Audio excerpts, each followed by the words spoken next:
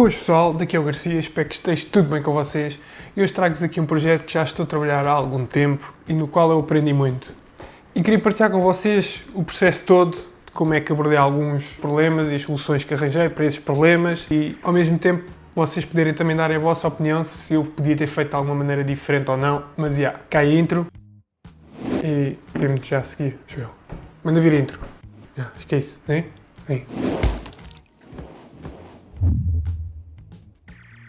Como eu vos estava a dizer, o meu vizinho tem uma Bobcat. Se não sabem o que é uma Bobcat, é isto.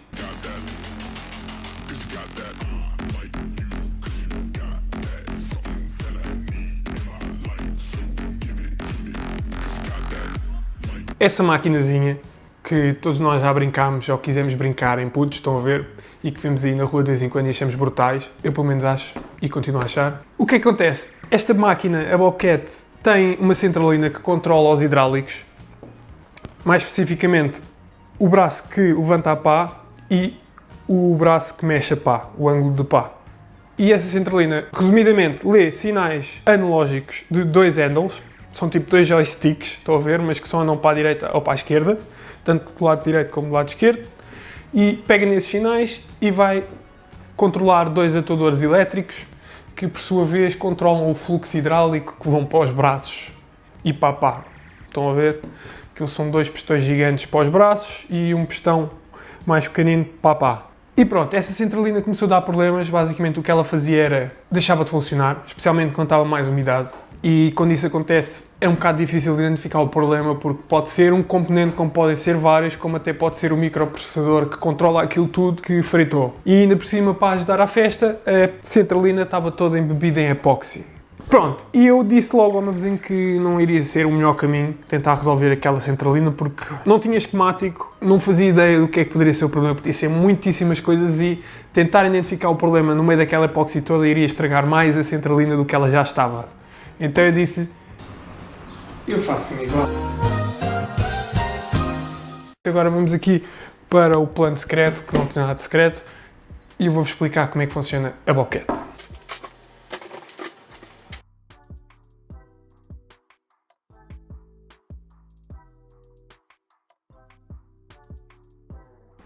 A explicação vai se dividir nestes 4 tópicos. O primeiro tópico, eu vou explicar como é que funcionam os pistões da Bobcat. O segundo tópico vai ser o que é que os atuadores fazem para controlar os pistões, como é que eles alteram o fluxo hidráulico para mudar a direção dos pistões. Terceiro, o que é que os handles fazem, o que é que eles me dão, qual é a funcionalidade deles. E por fim, o quarto tópico, vou explicar o que é que a centralina faz para controlar isto tudo. Ou seja, o que é que eu vou ler dos handles para meter nos atuadores, que por sua vez vão controlar os pistões. Já agora, se não estiveres interessado em nada disto, quiseres simplesmente ver a montagem do Arduino e a máquina a funcionar, podes saltar para o minuto e vais poder logo ver isso. Se quiseres ver a explicação, continua e és maior.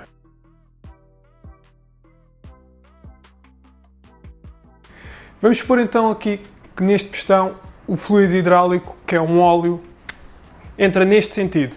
O que vai acontecer é o seguinte, o fluido hidráulico vai entrar e ao entrar vai criar mais pressão do lado esquerdo, então vai fazer com que o veio vá andar no sentido da esquerda para a direita.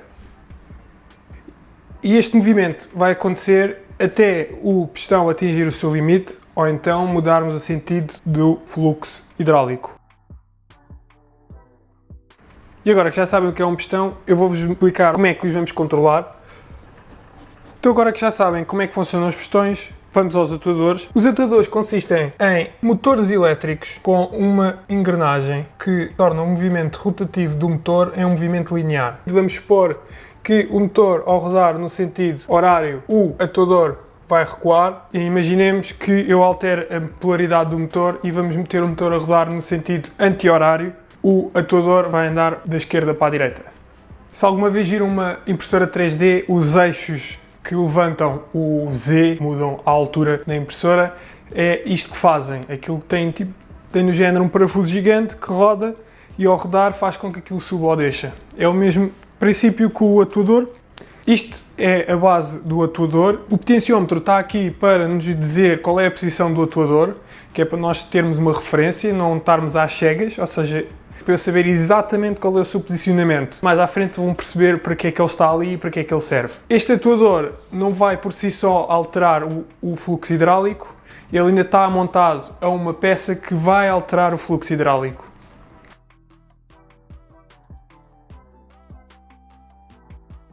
Por fim, o atuador vai estar ligado a uma peça semelhante a esta. Eu vou meter aí um excerto de um vídeo que eu encontrei com uma maquete do que é que esta peça é e o que é que ela faz. Vocês se calhar conseguem perceber melhor. I know the center in that direction. Well, that was almost zero. So what happens is we overstroked on this one.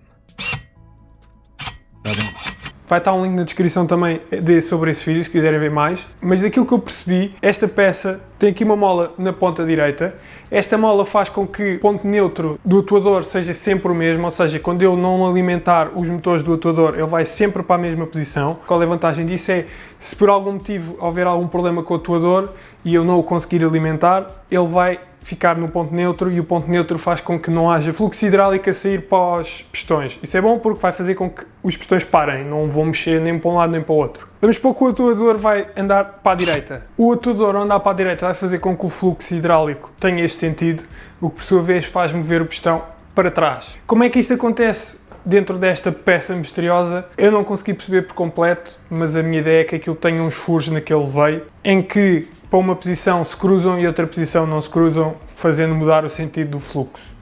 Alguém que saiba melhor como é que isto funciona, peço que comentem nos comentários e expliquem, porque isto é só uma suposição que eu tive e nunca mexi nesta peça. Então agora vamos supor que o atuador vai para o seu extremo esquerdo, o fluxo fica cruzado e o que acontece é que o sentido do pistão vai mudar. Resumidamente, a entrada desta peça mágica tem sempre o mesmo sentido e a peça por dentro é que vai cruzar e vai fazer com que as saídas tenham um sentido diferente. E com isto vamos passar para os handles. O que é que eles fazem?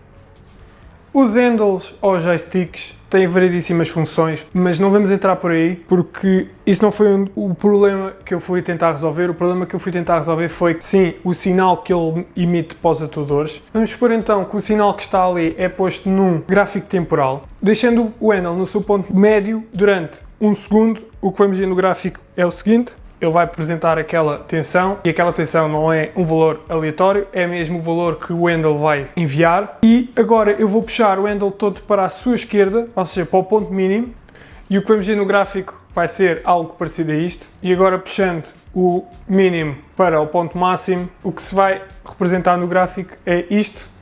E como podem ver é um sinal analógico porque vem num potenciómetro. E é isto que o Arduino ou a centralina vai receber e vai ter que traduzir para os atuadores, que por sua vez os atuadores vão alterar o fluxo hidráulico dos pistões. E com isto vamos então para a centralina e para o que é que eu tive de fazer aqui com o Arduino para podermos substituir a centralina original da Bobcat. O Arduino não vai ser nada mais nada menos que um controlador PID.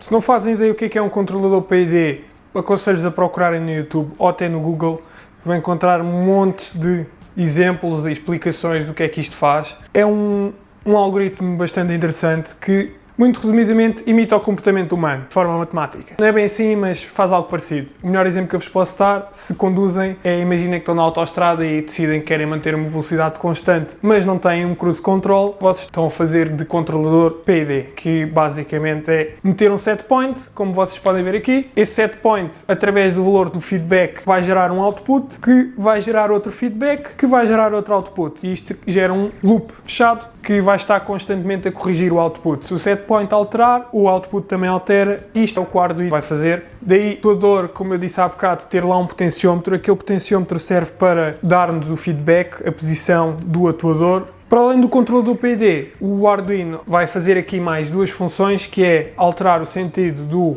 atuador, que é para podermos mudar a direção, não só a velocidade, e também traduzir o sinal de feedback e o sinal de set point. O que é que eu digo em traduzir é o sinal de feedback e o sinal de set point têm duas escalas diferentes e o Arduino tem que fazer essa tradução para depois posteriormente dar ao PID.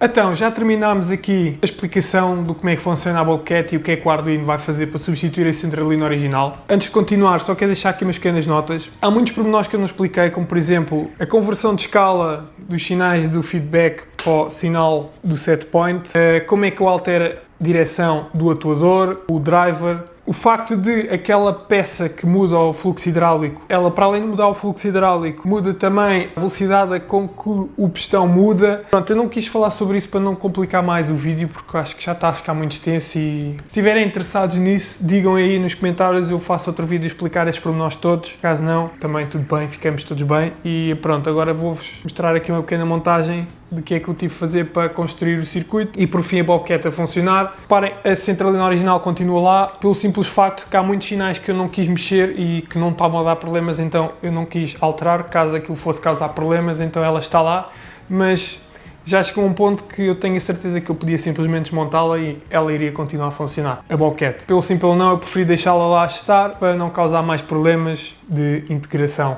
É isso.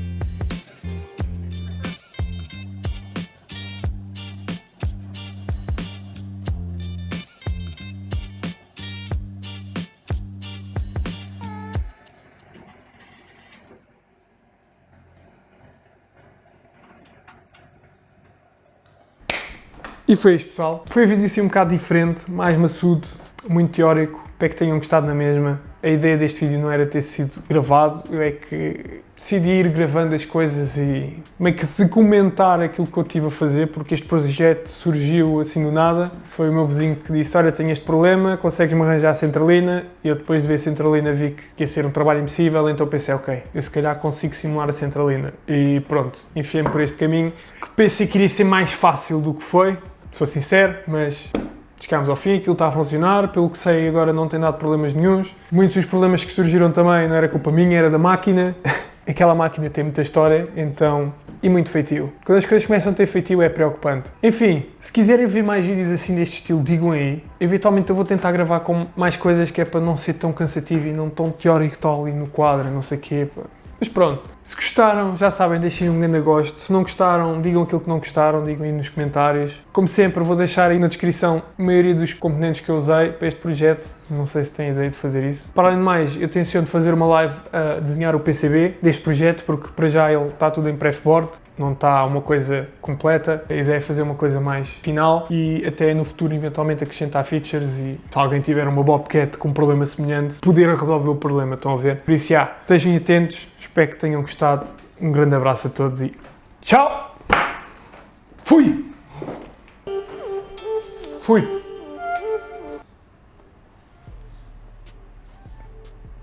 Ainda estão aí? Vamos embora. Passem. Já acabou.